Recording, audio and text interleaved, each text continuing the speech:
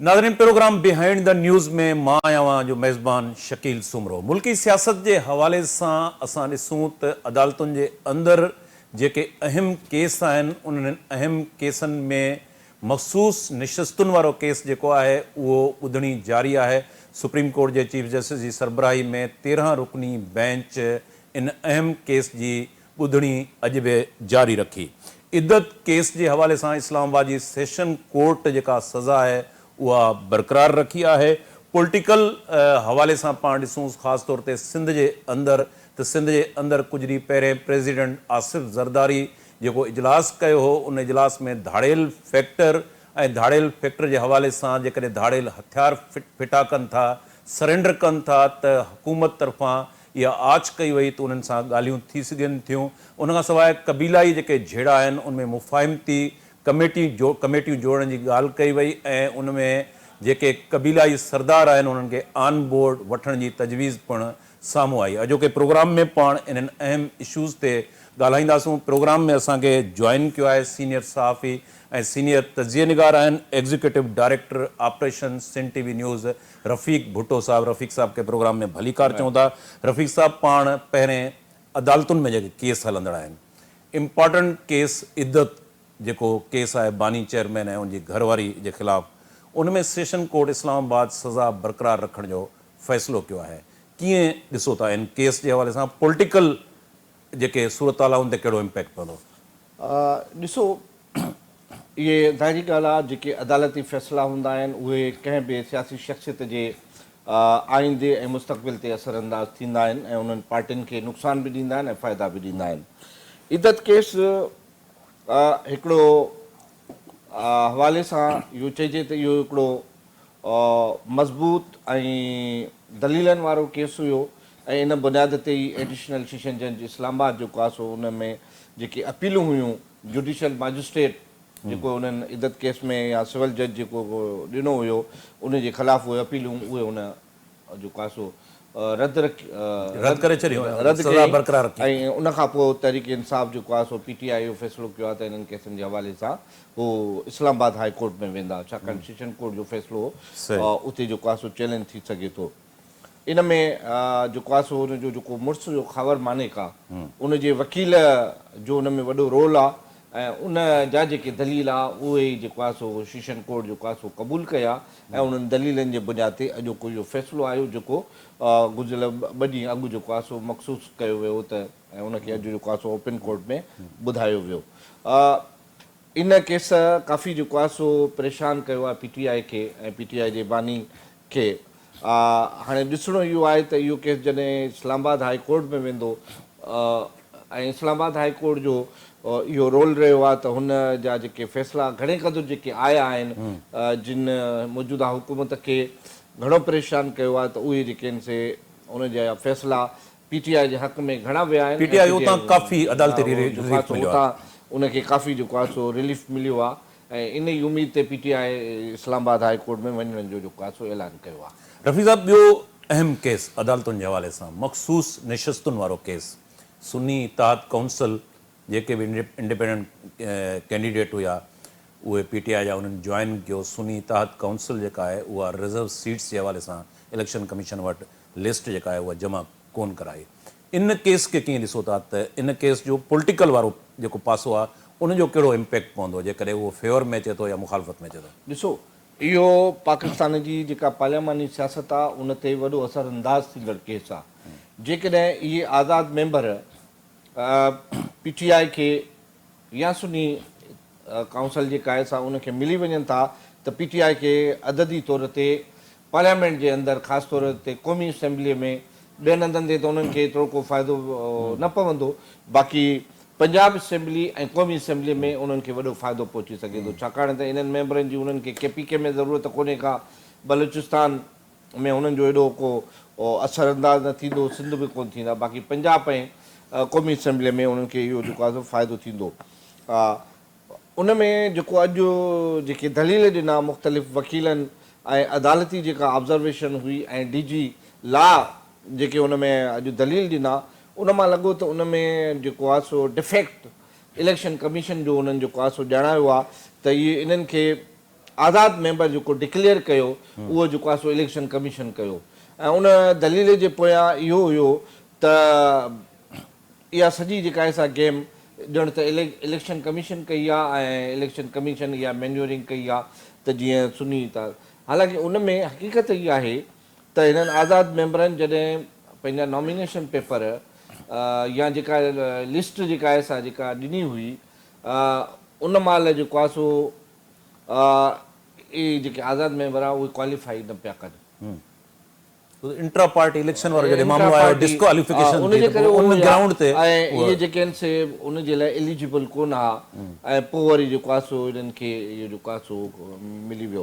पोइ वरी जेको आहे सो पेशावर हाई कोर्ट जो फ़ैसिलो जंहिंमें पीपल्स पार्टी नून लीग ऐं ॿियनि जमायतुनि जा वारनि खे जेको आहे सो डिक्लेयर कयूं ऐं पोइ वरी सुप्रीम कोर्ट उन्हनि खे बि जेको आहे सो स्टे करे छॾियो ऐं हींअर स्टे वारी पोज़ीशन आहे।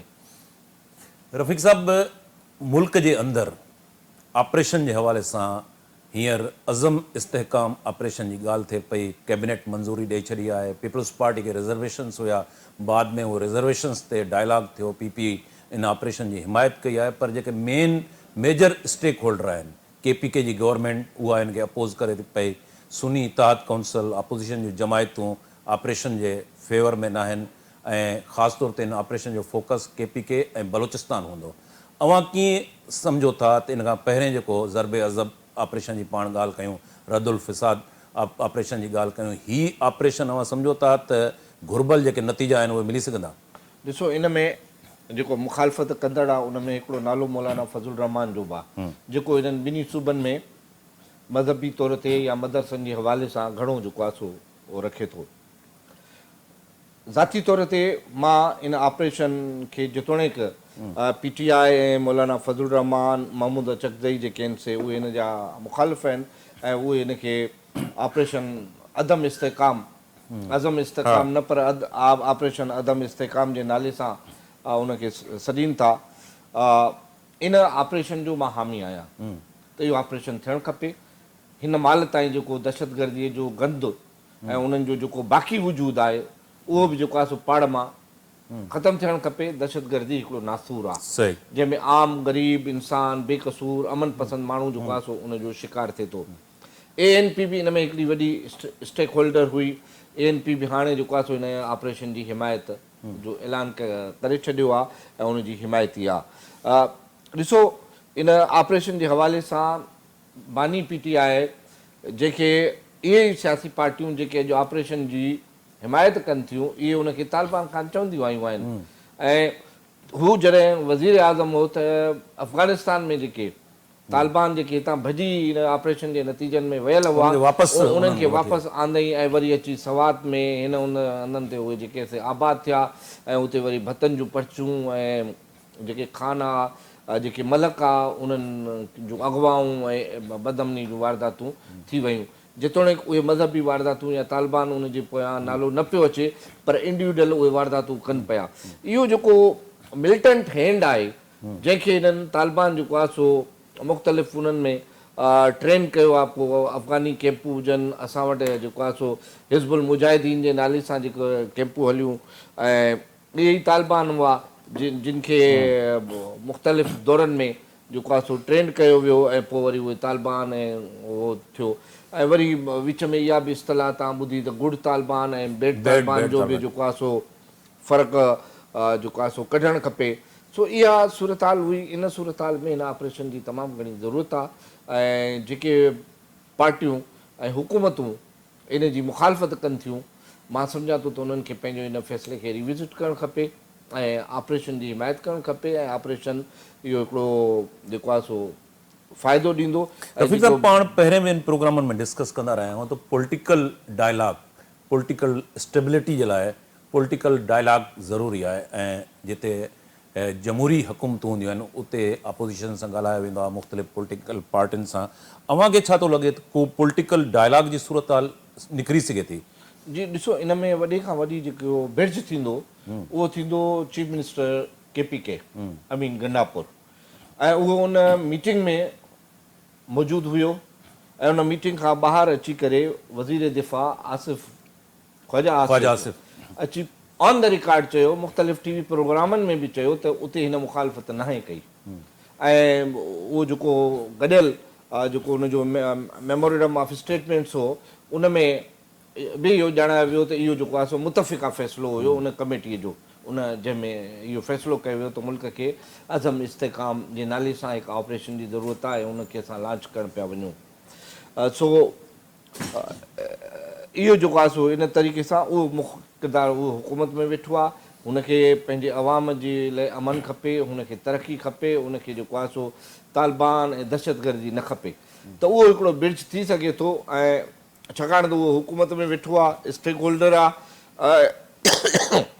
उनजा वज़ीर दाख़िला मोहसिन नक़वी सां ॿुधायो पियो वञे त ज़ाती तौर ते घणा वास्ता आहिनि ऐं मौलाना फज़लुर रहमान जा बि मोहसिन नक़वी सां ज़ाती वास्ता आहिनि ऐं मोहसिन नक़वी वटि मौलाना फज़लुर रहमान जेको आहे सो लाहौर में उनजे घर तरसंदो रहियो आहे, उनजो महिमान थींदो रहियो आहे। त मोहसिन नक़वी जंहिंखे चयो वेंदो आहे त ताक़तवर धुरियुनि जो जेको आहे सो मोहरो आहे, उहो हिन में वॾो किरदारु अदा करे पियो ऐं behind the scene, behind the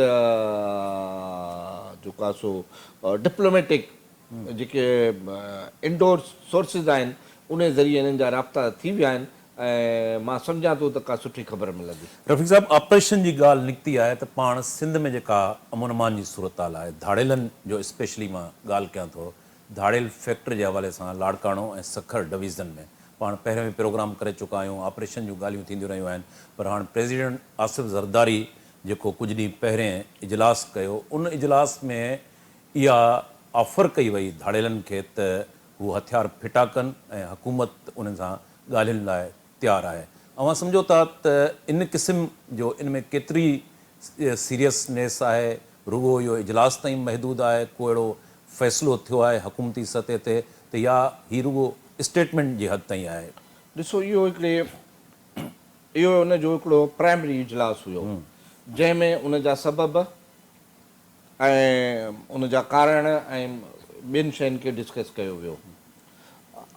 उन आसिफ ज़रदारीअ जी सीरियसनेस इहा हुई जो हू पाण इस्लामाबाद खां या कराची खां उते पहुतो, समूरनि स्टेक होल्डर्स खे, लॉ एनफोर्समेंट एजेंसीज़ खे, जेके सेंसिटिव एजेंसियूं आहिनि, इंटेलिजेंस एजेंसियूं, उन्हनि जे सेक्टर कमांडर्स खे हिकिड़े हंधि विहारियईं ऐं उनजो हिकिड़ो पहलू जो जाइज़ो वरितो वियो। उन जाइज़े खां पोइ हाणे उन ते इम्प्लीमेंटेशन ऐं फ़ैसिला थियणा आहिनि एज़ अ पॉलिसी।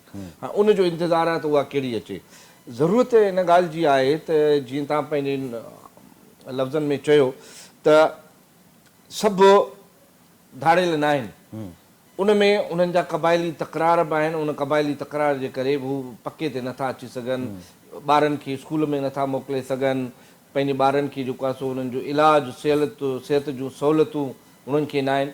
हाणे इहो उतां जे सरदारनि खे हिन में मूंखे लॻे थो त जेको आहे सो पाबंद कयो वियो आहे, जंहिंजो आउटपुट आयो आहे त सावंत ऐं सुंदराणी जेको कश्मीर ऐं घोटकी में हिकिड़ो वॾो जेको आहे सो क़बाइली तकरार आहे उहो सेटल थियणु पियो वञे ऐं अमन पसंदि धुरियूं जेके आहिनि से उहे मेड़ बिंत काफ़िले जी सूरत में बि सुंदराणियुनि वटि ऐं सावंतनि वटि वयूं आहिनि, उन्हनि फ़ैसिले लाइ हाकार कई आहे ऐं अलीगोर ख़ान महर वटि जेको आहे सो जुलाई जे पहिरें हफ़्ते में इहो फ़ैसिलो थियणु पियो वञे। ग़ालिबन 8 जुलाई जी जेका आहे सा तारीख़ बि उन्हनि खे ॾिनी वई आहे ऐं साॻी रीति ग़ुलाम आबिद सुंदराणी जेको चीफ सरदार आहे सुंदराणियुनि जो, उन ते बि जेको आहे सो इहो थिए थो त जेको आहे सो हिन में पंहिंजो हिकिड़ो किरदारु अदा करे। ॾिसो न, इहे सभु शयूं आहिनि, इन जा हिकिड़ा जेके सोशल एस्पेक्ट्स आहिनि उनखे बि ॾिसणो पवंदो त इहे क़बाइली तकरार थियनि छो था ऐं उन्हनि खां पोइ जेको आहे सो धाड़ेल छो था थियनि, उन्हनि खे पैसनि जी ज़रूरत पवे थी, उन्हनि खे हथियारनि जी ज़रूरत पवे थी, उन लाइ उन्हनि खे पोइ वारदातूं ऐं क्राइम जेको आहे सो करिणो। बिल्कुलु रफ़ीक साहब, सोशल एस्पेक्ट बि आहे हिन जो। ॿियो पासो असां ॾिसूं था त असां वटि हिकिड़ो जुडिशल सिस्टम आहे, मौजूदु आहे, को बि क्राइम थिए थी, वारदात थिए थी, उनजी प्रोसिक्यूशन थिए थी, केस चालान थियनि था, अदालतुनि जे अंदरि अचनि था पिया, पोइ हीउ पैरेलल सिस्टम जेको जंहिंखे असां जरगाई सिस्टम बि चई सघूं था पिया, त पोइ हिन जुडिशल सिस्टम जे लाइ चैलेंज न थींदो जेकॾहिं सरदारनि खे ऑन बोर्ड वठी जेकॾहिं फ़ैसिला कया वेंदा, खून में हलिया वेंदा, त उहो जुडिशल सिस्टम जो छा थींदो? जरगाई फ़ैसिलनि जा कुझु नतीजा चङा बि आया आहिनि मां इन जरगे या इन फ़ैसिलनि या इन जरगनि जो हामी न आहियां। मां हिकु तरक़ी पसंदि ऐं सोशल डेमोक्रेट क़िस्म जी सोच रखंदड़ माण्हू आहियां, पर उन जा इमीडिएट मिसाल सरदार मंज़ूर ख़ान पंवर उहो फ़ैसिलनि जे हवाले सां मशहूरु हो।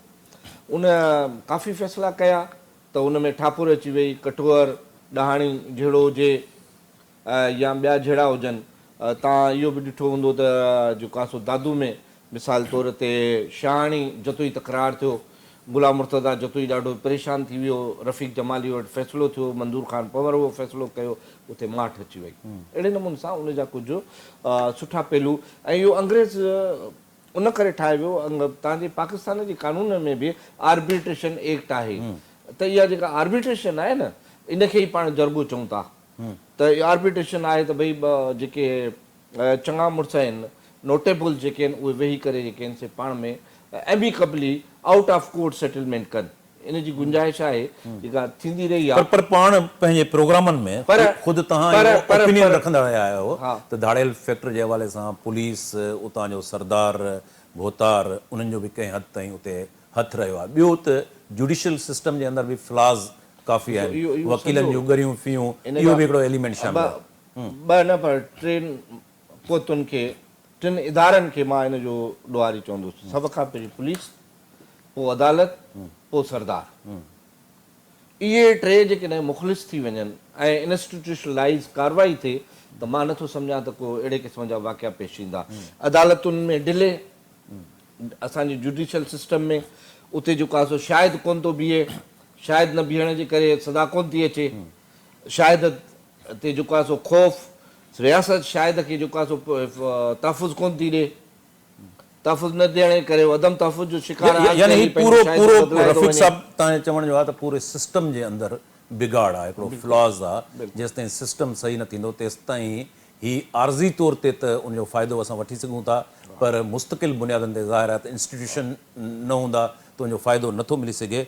मां तव्हां खां पुछंदुसि, ज़ाहिर आहे तव्हां सीनियर जर्नलिस्ट आहियो, 80s खां अॻु में असां ॾिसूं था एतिरो धाड़ेलनि जो असांखे ॾहका नज़र न आयो। जनरल ज़िया जो दौरु अचे थो पियो, हीरोइन, किलाशनगो कल्चर, पोइ धाड़ेल फैक्टर, इहो सॼो सिंध जी ख़ासि तौर ते सोसाइटी जे अंदरि असां ॾिसूं था, उनजो असांखे नज़र अचे थो पियो। रीज़न छा आहिनि हिन जा? रीज़न जेकॾहिं पॉलिटिकल सोशल रीज़न्स ते पाण ॻाल्हायूं, ॾिसो सिधी ॻाल्हि कयूं त सिधी ॻाल्हि इहा आहे त जमहूरियत खे जॾहिं बि पटड़ी तां लाथो वियो आहे ऐं गैर जमहूरी क़ुवतुनि जे हथ में इक़्तिदार आयो आहे त मुल्क जा मामला को चङा कोन हलिया आहिनि। सही, अयूबी आमिरियत में बांग्लादेश असां खां हलियो वियो, हेॾो वॾो बिल्कुलु मुल्क ॿ टुकड़ा थी वियो। ज़ियालक जी मार्शला में ज़ुल्फ़िकार अली भुट्टो जहिड़ो मक़बूल लीडर असां खां हलियो वियो। हीरोइन ऐं क्लेशनकोफ कल्चर नाफ़िज़ थियो। मुशरफ आमिरियत में ख़ुदकश धमाका, औरत ख़ुदकश ऐं दहशतगर्दी असांखे वरसे में मिली। जेसि ताईं असांजो पंहिंजो नुमाइंदो ऐं इलेक्शन प्रोसेस कंटिन्यू न हलंदो, छाकाणि त उहो ज़िम्मेवार हूंदो आहे। सही, हिकु यूनियन काउंसिल, हिकु दह खां वठी काउंसलर थिए थो, यूसी चेयरमैन थिए थो, टाउन चेयरमैन थिए थो, MPA थिए थो, MNA थिए थो। इहो जेको पॉलिटिकल साइकिल आहे ऐं उन में जेको वोट ऐं उन्हनि जो जेको पाण में कोऑर्डिनेशन रहे थो, इहो जमहूरियत जे करे रहे थो। जमहूरियत न आहे त पोइ जेका नुमाइंदगी आहे उन में हुकुम हले थो। हुकुम वारे माण्हूअ खे एॾो फीडबैक न हूंदो आहे ऐं उन में ग़लति फ़ैसिला थियनि था, उहे इंडिविजुअल कंदा आहिनि। अॼु बि फ़ौज बांग्लादेश जे साने खे पंहिंजे सिर क़बूल करण लाइ तयारु कोन्हे। उनखे चवंदी त उन वक़्त जा जेके फ़ौजी ऑफिसर आहे इहो उन्हनि जो ॾोह हो, हमूदुर रहमान कमीशन खे मंज़र आम ते नथा आणनि। ज़ियालक जे लाइ फ़ौज चवे थी त ज़ियालक जो ॾोह हुयो, फ़ौज जे इदारे जो ॾोह न हुयो। मुशरफ जे लाइ बि हू ज़िम्मेवारी खणण लाइ यानी रफ़ीक साहब इहो चई सघिजे थो त हिन सॼे बहस जे अंदरि डेमोक्रेटिक सिस्टम जेतिरो स्ट्रेंथन हुजणु खपे उहो न आहे। डेमोक्रेटिक जेकॾहिं सिस्टम मज़बूत हुजे त उनजे अंदरि पार्लियामेंट मज़बूत हूंदी, उनजे अंदरि सिविल ब्यूरोक्रेसी जे थ्रू जेको आहे उहे शयूं जेके आहिनि इम्प्लीमेंट थी सघनि थियूं पर जुडिशल सिस्टम हिकिड़ो ख़ुदि हुन सिस्टम जो हिसो आहे डेमोक्रेटिक पर हीउ जेको पैरेलल पाण ॾिसूं था जरगाई सिस्टम इन मां इट मीन्स जेको डेमोक्रेटिक सिस्टम आहे उन में फिलास आहिनि उहो सही तौर ते अञा ताईं जेके पंहिंजूं पाड़ूं आहिनि उहे मज़बूत न करे सघियो आहे। अॼु बि पाकिस्तान खे जेतिरी अॼु जेको आहे सो पॉलिटिकल कंसेंसस जी ज़रूरत आहे अहिड़ी अॻु में तारीख़ में रही हूंदी पर एतिरी शिदत सां न हूंदी।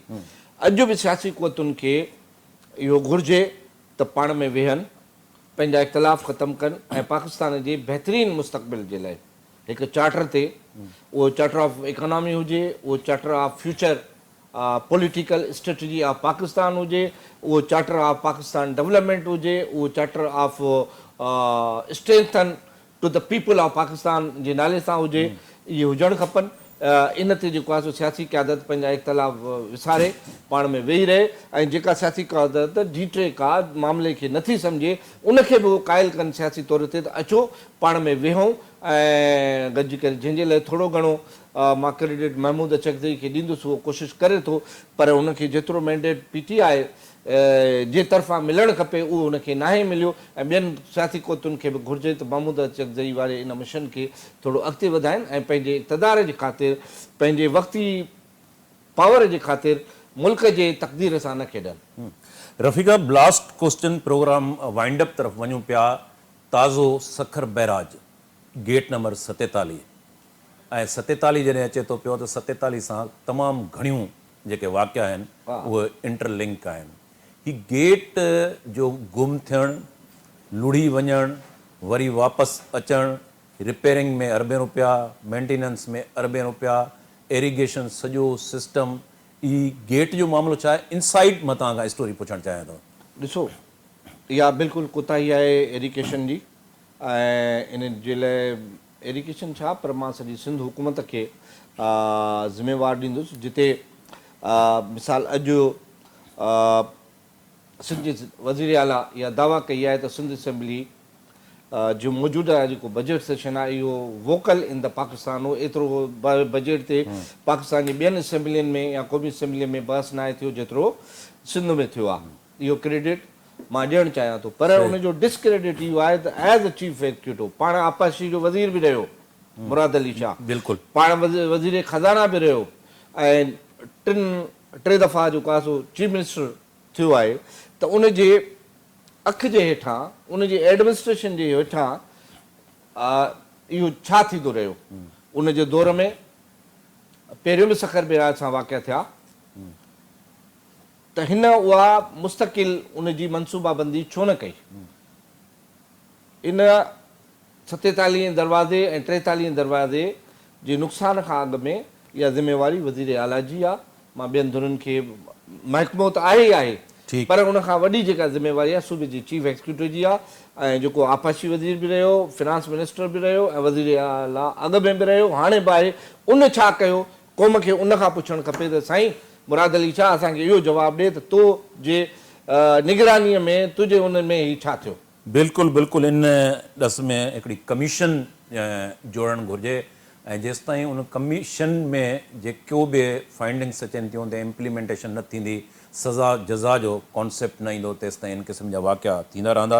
महिरबानी रफ़ीक साहब हिते प्रोग्राम जो वक़्तु पुॼाणी खे पहुतो। नाज़रीन ईंदड़ प्रोग्राम ताईं पंहिंजे मेज़बान शकील सुमरो खे इजाज़त ॾींदा। अल्लाह भाई।